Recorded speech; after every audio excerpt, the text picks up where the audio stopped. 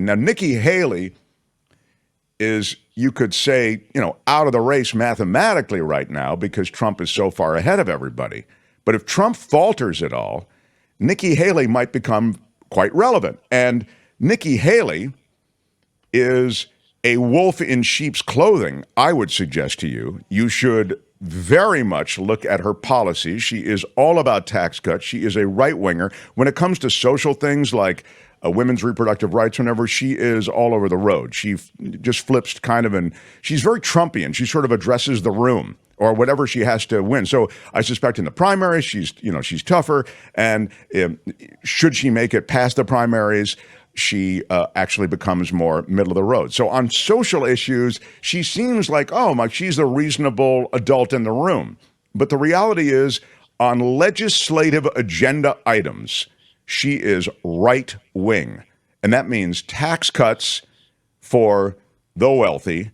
And it means the elimination, certainly, and this is something you should pay attention to if you're one of the older boys and girls, to Social Security program, the rolling back on a lot of these Social Security benefits, because they're essentially, and again, I don't mean to get too deep into Nikki Haley, but just let me finish this thought. When it comes to social programs in Nikki Haley, she believes in raising the age of eligibility for Social Security eligibility, but she also feeds that essential loop, which is, hey, there is a running out of money with our Social Security programs, and for that reason, we need to raise the age of eligibility. Now, the reality of the age of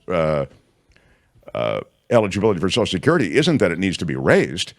The reality is that you simply need some additional revenue, not as much revenue as you think, as it turns out. So in 10 years, when they forecast that Social Security is going to be running out of money, you just need a revenue lift, and you don't need a big revenue lift. Now, revenue lift is easy, right? You don't need to cut programs. You don't need to cut social programs. You simply need to enforce the tax code on the wealthiest Americans.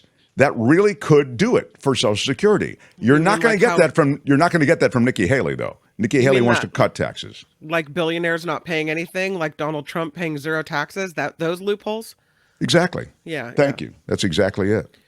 Nikki Haley, I'll say, she got a big bump, though, today. She was endorsed by a Republican super PAC funded by billionaire Charles Koch. They endorsed her bid for the White House. So, yeah, this is something I was going to talk to David K. Johnston about, and I still might. This is right. What Kim has just said is I think, an inflection point in this entire process when you talk about Trump. It's a weird fact, but Trump is way ahead of the rest of the field, as you know, and yet his funding all comes from small donors now, because the big donors really don't want to get near Trump. They either feel he doesn't have a chance to really win a general election, or they feel he's a toxic brand and essentially is just not a winner in many other ways. Like having him top of ticket will have a negative effect on those things that are further down ticket. Now, Haley is just the opposite. She has big donor money, as Kim just noted. She has Koch brothers money, and she has other institutional GOP money. But what doesn't she have? The kind of support that Donald Trump has. So there's sort of this weird game being played out among the GOP. Now, DeSantis, meanwhile, is a star that is fading. He's hoping Iowa rejuvenates him, but he seems as though he's a troubled candidate. Anyway, the Iowa caucus, which is crazy. I mean, it's not even a primary. It's this odd series of meetings. And when Michael Schor is here on Friday, he's gone to many an Iowa caucus. He can take you through it. And it's kind of crazy. But that does lead the GOP primaries. So we'll see what happens there, and DeSantis is counting on that. But yes, the institutional money and this big move on the part of Koch brothers money toward Nikki Haley, will that change things? If Trump falters, it will. If Trump continues like this, then, the money just ain't going to matter. Hi, it's Mark, and I thought that was great. Hit the notification bell. You'll know whenever there's a new video being dropped, and please subscribe to our channel.